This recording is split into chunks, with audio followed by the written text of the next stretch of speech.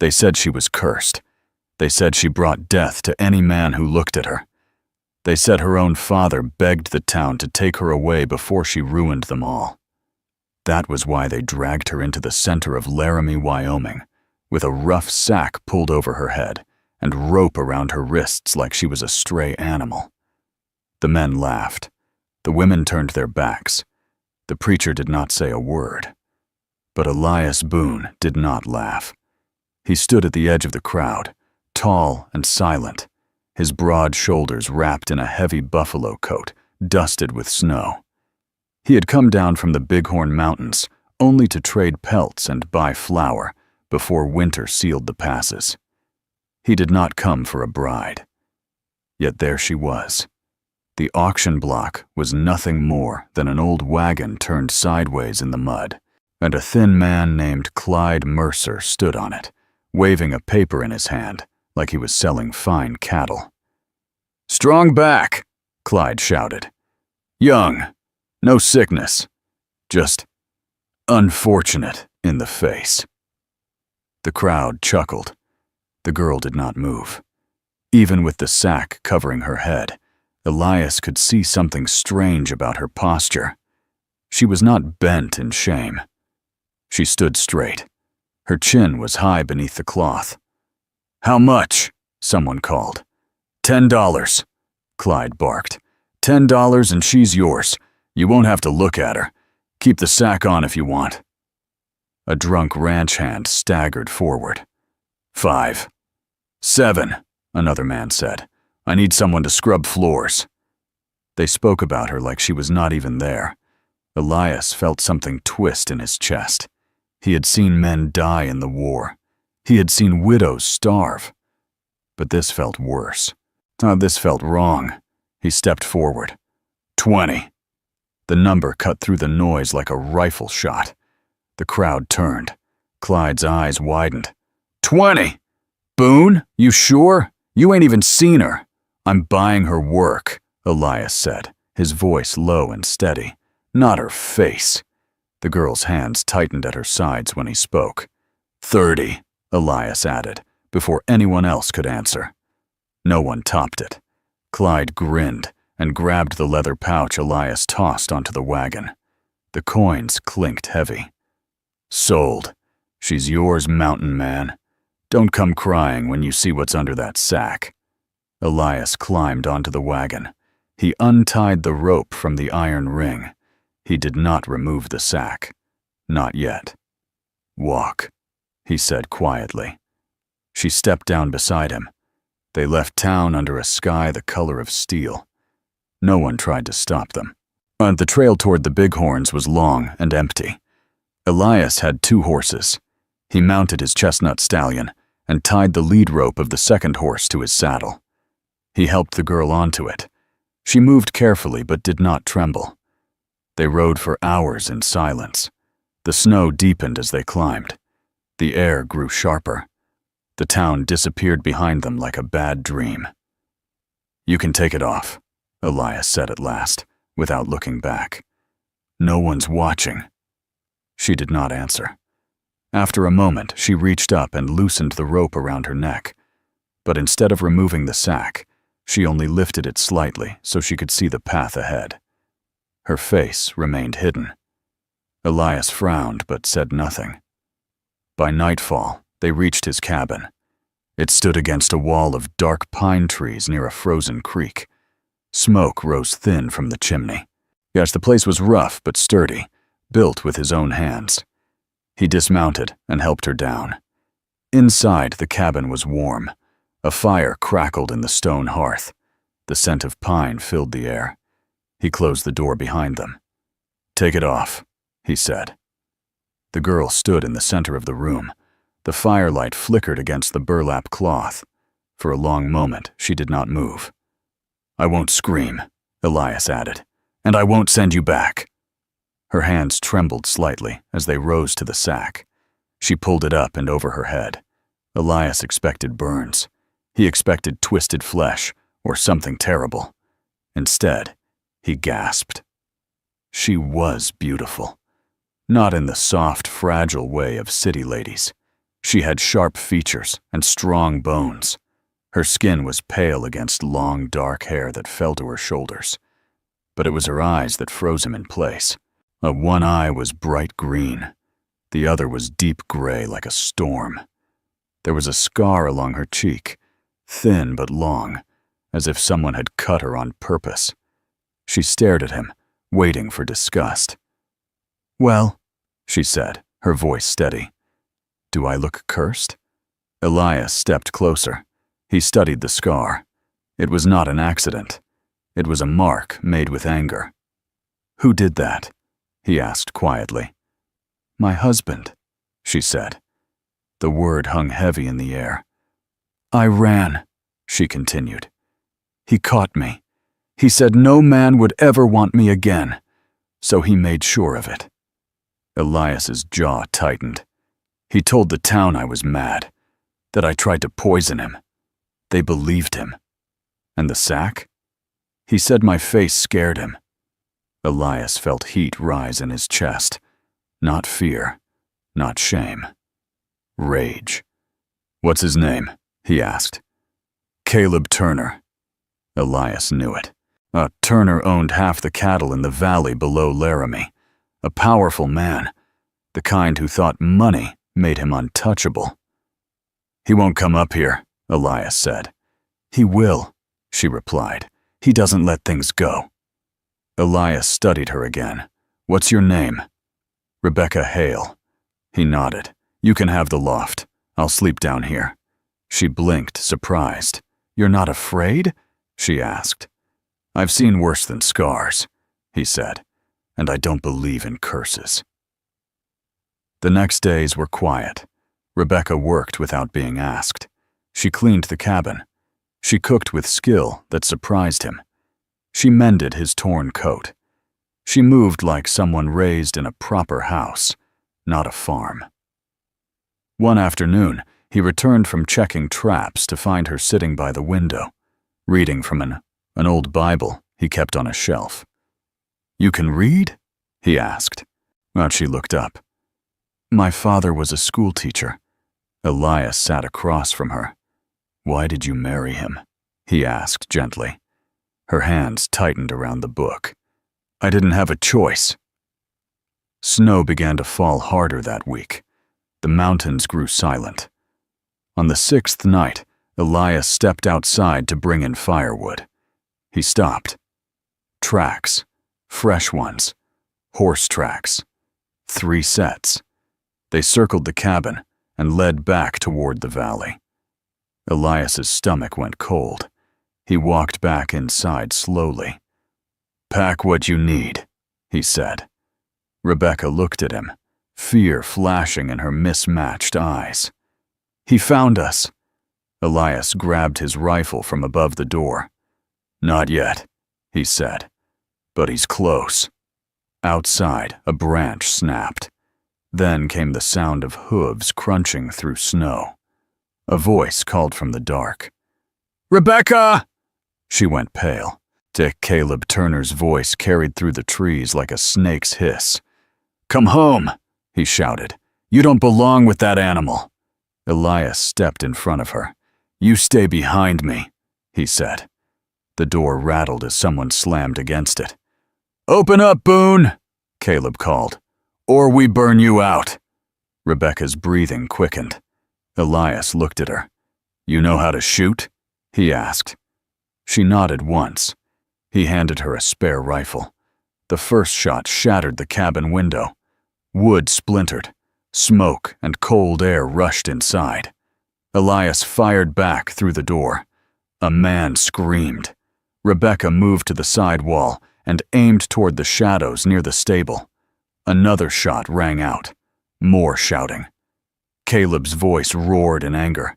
"You think you can keep what's mine?" Rebecca's eyes hardened.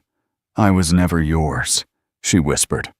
Elias glanced at her and saw something fierce rise in her expression. Not fear, not shame. Strength. The door cracked under another heavy blow. Elias reloaded. "They'll try the back," he said. Rebecca ran to the rear window. She steadied her rifle and waited. The latch began to move slowly. Without hesitation, she fired through the wood. A body fell. Silence followed. For a brief second, the snow outside swallowed all sound. Then, Caleb shouted from somewhere near the tree line, "This isn't over!" Elias stepped to the broken window. Through the blowing snow, he saw a figure retreating on horseback. Caleb Turner was not dead. He was retreating. But the look he gave the cabin before vanishing into the storm promised something worse than tonight. Elias shut the door and barred it tight. Rebecca stood shaking now, the rifle still in her hands. He walked to her and gently lowered it. "You did good," he said. She looked at him, tears finally breaking free. "He won't stop." Elias stared into the storm outside. "Then neither will we." The wind howled against the cabin walls. Winter had only just begun. The storm lasted 3 days. Snow buried the cabin halfway to the windows. The world outside turned white and silent. But Elias knew silence in the mountains never meant safety. It meant waiting. Rebecca moved through the cabin with purpose. She did not speak much after the attack. She chopped vegetables with sharp, quick strokes. She kept the fire alive. She cleaned the rifles and laid them side by side on the table. On the second night, Elias woke to the sound of her crying softly in the loft. He sat up on his cot near the door. "Rebecca," he called gently. The crying stopped. After a moment, she climbed down the ladder. Her hair was loose around her shoulders. The scar on her cheek caught the firelight. "I dreamed he found me again," she said. "Only this time, no one was there to help." Elias stood. He walked to the hearth and added a log. "He's flesh and blood," Elias said. "Not a ghost. And flesh and blood can bleed." Rebecca studied him. You talk like a soldier." "I was," he answered. "Union cavalry. I learned something in the war." "What?" "That fear is loud before a fight. But after the first shot it goes quiet. Then it's just action." She nodded slowly. "You're not afraid of him," she said. "I don't like bullies," Elias replied. On the 4th morning, the storm cleared. The sky was bright and cold. Elias stepped outside to check the tree line. More tracks. Not just 3 this time. 5. They had returned during the storm and watched again. Elias crouched in the snow and studied the marks. The horses were heavy, well fed, not tired. Caleb was serious. He walked back inside. "They're not done," he said. Rebecca's hands froze on the cup she was washing. "How many?" "5 now." She took a breath. "And he won't stop until I'm back in chains." Elias looked around the cabin. "They won't attack in daylight," he said. "They'll wait for dark." Rebecca stood straighter. "Then we don't wait," she said. Elias raised an eyebrow. "We take the fight to him?" She met his eyes. "Yes." The idea hung between them like a spark near dry wood. "Caleb's ranch sits near the lower valley," Rebecca continued. "There's a supply barn at the edge of the property. If that burns, he loses winter feed." Elias studied her carefully. "You want revenge." "I want freedom," she answered. That afternoon, they saddled the horses. The ride down the mountain felt different this time. Rebecca did not sit quiet and hidden. She rode beside Elias, her rifle strapped across her back. They reached the valley near dusk. As Caleb Turner's ranch stretched wide across frozen fields. The main house stood tall and painted white, with smoke rising from its chimney. The supply barn sat apart from the rest, stacked high with hay. Elias tied his horse in the trees. "You sure?" he asked. Rebecca nodded. They moved through the snow quietly. The ranch hands were inside, keeping warm. Rebecca crept toward the barn. Elias followed. Inside, hay bales rose high to the rafters. Barrels of feed lined the walls. Rebecca pulled a small lantern from her coat. Her hands shook slightly as she struck a match.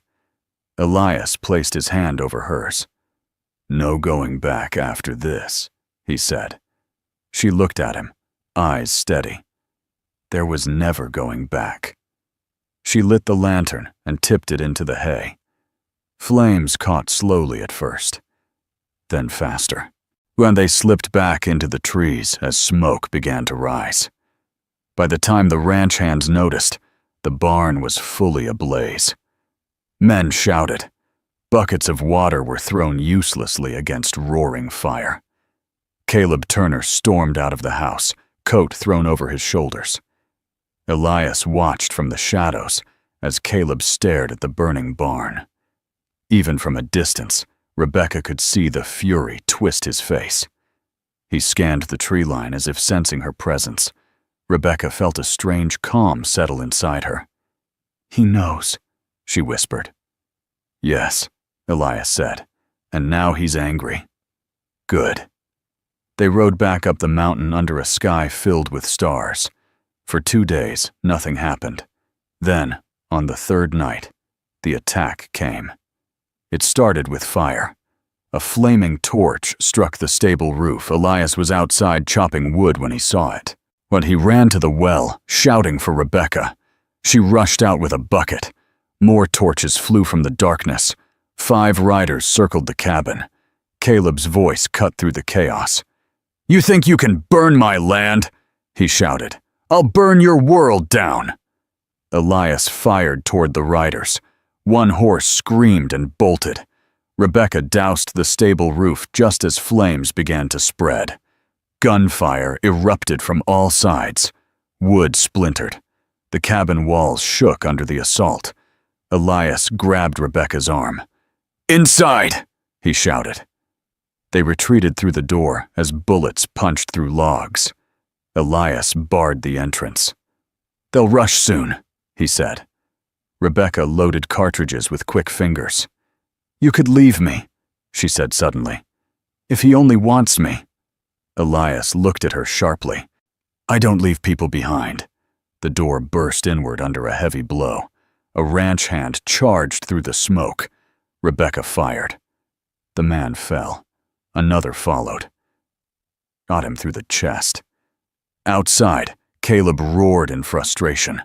He charged forward himself. Elias saw him through the smoke, rifle raised. 2 shots rang out at the same time. Elias felt heat slice across his side. He staggered, but stayed standing. Caleb's shoulder exploded red. He dropped his rifle but did not fall. Their eyes locked through the broken doorway. Caleb snarled like a wounded animal. "This ends tonight," he growled. He reached for his pistol. Rebecca stepped beside Elias. She raised her rifle calmly. "You already ended it," she said. She fired. Caleb Turner fell backward into the snow. Silence followed, whilst the remaining riders fled into the trees. Elias leaned against the wall, breathing hard. Rebecca walked slowly toward Caleb's body. Snow drifted gently down around him. She stared at the man who had branded her, hunted her, tried to own her. He lay still. No more shouting. No more chains. Elias stepped beside her. "It's done," he said. Rebecca looked up at the dark sky. For the first time since leaving Laramie, her shoulders relaxed. The mountains stood quiet around them. Winter air felt clean again. They dragged the bodies away from the cabin and covered them with snow. There would be questions come spring, but for now, the valley was silent. That night, Rebecca did not cry in her sleep. She climbed down from the loft before dawn and sat beside Elias at the hearth. "Thank you," she said softly. Elias shook his head. You saved yourself." She reached out and touched the scar on her cheek. "I thought this mark meant I was ruined," she said. Elias looked at her. It means you survived." The fire crackled between them. Outside, the first light of morning touched the snowy peaks. Winter was still strong, but fear was gone. The valley stayed quiet for a week after Caleb Turner fell in the snow. No riders came up the mountain. No torches burned in the dark. The only sounds were wind through pine trees and the slow crack of ice along the creek. But Elias knew peace in the west never lasted long. On the 8th morning, he rode down toward the lower trail to check the old trading post near the fork in the river. He needed flour and salt. Rebecca insisted on coming. "You don't have to ride everywhere with me," he told her. "Yes, I do," she replied. "We face things together now." He did not argue. When they reached the trading post, the old wooden sign creaked in the wind. 2 horses stood tied outside that did not belong there. Elias's jaw tightened. Inside, 3 men stood near the counter speaking in low voices. They wore long dusters and clean boots, not ranch hands, not miners. Lawmen. One of them turned as Elias entered. "You Elias Boone?" the tallest one asked. "That depends who's asking." "Deputy Marshal Warren Cole." He removed his hat slowly. His eyes shifted toward Rebecca. We're here about Caleb Turner." Rebecca's spine stiffened. "What about him?" Elias asked. "He was found dead," Cole said. "Shot. Witnesses say you and this woman were seen riding near his property the night his barn burned." Elias did not blink. "Witnesses say a lot of things." Cole studied Rebecca's scar. "You Rebecca Hale?" "Yes." "Caleb Turner was your husband." Rebecca's voice did not shake. "He forced that marriage." Cole crossed his arms. "Maybe so, but he was a powerful man, and powerful men have friends." The room felt tight. "You planning to arrest her?" Elias asked. "That depends," Cole said, "on whether she killed him in self-defense." Rebecca stepped forward. "He broke into our cabin with 5 armed men," she said clearly. "He fired first. I shot back." Cole watched her for a long moment. "You got proof?" Elias met his eyes. "You're welcome to ride up and see the bullet holes in my walls." Cole looked at his 2 deputies. One of them shrugged slightly. "Turner had enemies," the deputy muttered. "Plenty of them." Cole sighed. "Thing is," he said slowly, "when a man like Turner dies, folks look for someone to blame. His brother runs cattle south of Cheyenne. He's already asking questions." Rebecca felt cold creep up her spine. "Let him ask," she said. Cole leaned closer. "He's offering $500 for the woman who killed his brother." Silence fell. Elias's hand rested near his belt. Cole raised both palms slightly. "I ain't here to collect that," he said. "But bounty hunters might be." Rebecca's eyes hardened. "So, what are you saying?" "I'm saying if you stay up on that mountain." "Oh, you better be ready. Men will come." Elias nodded once. "We've been ready." Cole placed his hat back on his head. "I never liked Turner," he admitted. "But the law don't care about feelings. Keep your rifles clean." He stepped aside, letting them leave. The ride back felt heavier than before. Rebecca stared ahead at the rising peaks. "It never ends," she said quietly. "It changes," Elias replied. "That's all." 3 weeks passed. Snow began to soften under early spring sun. The creek cracked and flowed again. Then one afternoon, Rebecca heard it. A single distant gunshot. Elias was checking traps near the ridge.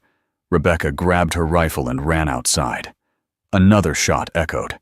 She mounted her horse without thinking and rode toward the sound. Smoke rose faintly near the tree line. She found Elias kneeling behind a fallen log, blood seeping from his left thigh. Across the clearing stood 2 men with rifles, bounty hunters. Elias fired once more, hitting one in the shoulder. The other ducked behind a tree. Rebecca slid off her horse and dropped behind a rock. You all right? She shouted. Still breathing, Elias answered through clenched teeth. The bounty hunter behind the tree yelled out. $500, says she's worth more dead than alive. Rebecca's grip tightened. She moved low and fast through brush, circling wide. The man focused only on Elias. Rebecca came up behind him silently. Turn around, she said coldly. He spun halfway before she struck him across the head with her rifle stock. He collapsed into the snow. The other bounty hunter fled, dragging his wounded arm, while Rebecca ran to Elias. His leg was bleeding badly. She tore fabric from her skirt and pressed it against the wound.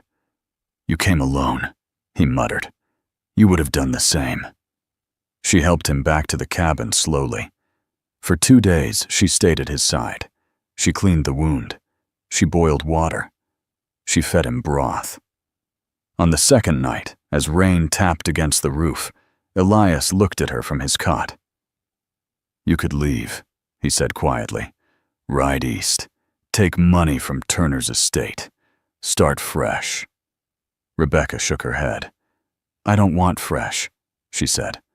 I want this. He studied her face. The scar no longer looked like damage. It looked like strength. You're sure? He asked. She sat beside him. They tried to sell me with a sack over my head, she said. You were the only one who saw me standing straight.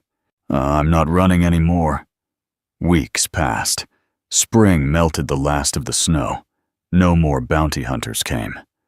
Word spread quietly that Caleb Turner's death had been ruled self-defense. His brother lost interest when the ranch began falling apart, without Caleb's control.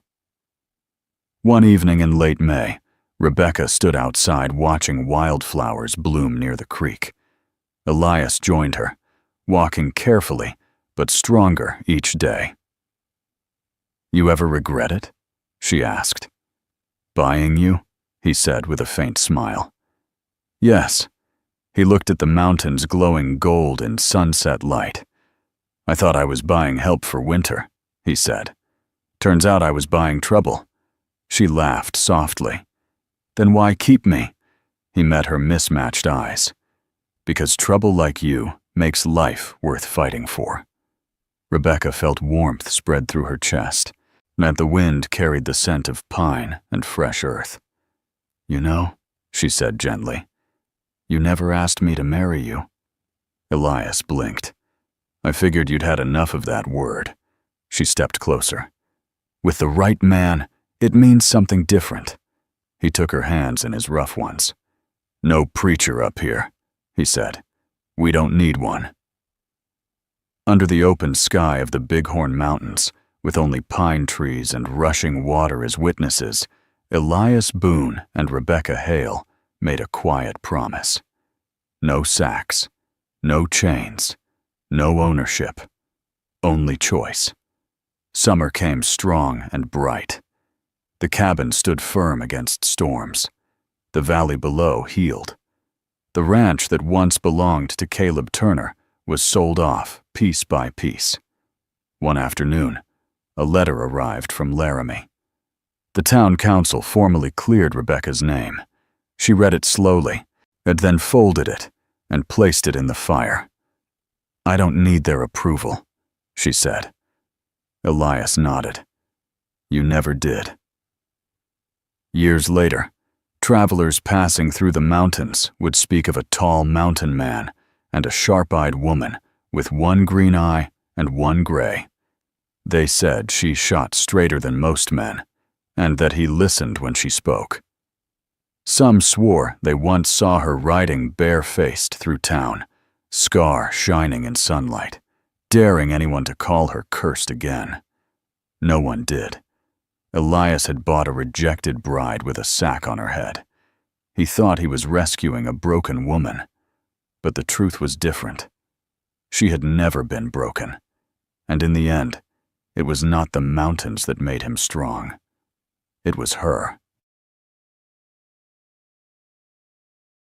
Hi, my name is William Sunny, the owner and manager of Iron Cowboy Gardena. After watching the video, Father sent his mountain man, bought rejected bride with sack on her head. Then he gasped when he saw her face. I'd really like to know what you think. How did this story make you feel? What stayed with me most was the theme of seeing a person for who they truly are instead of judging them by rumors, appearances, or the opinions of others.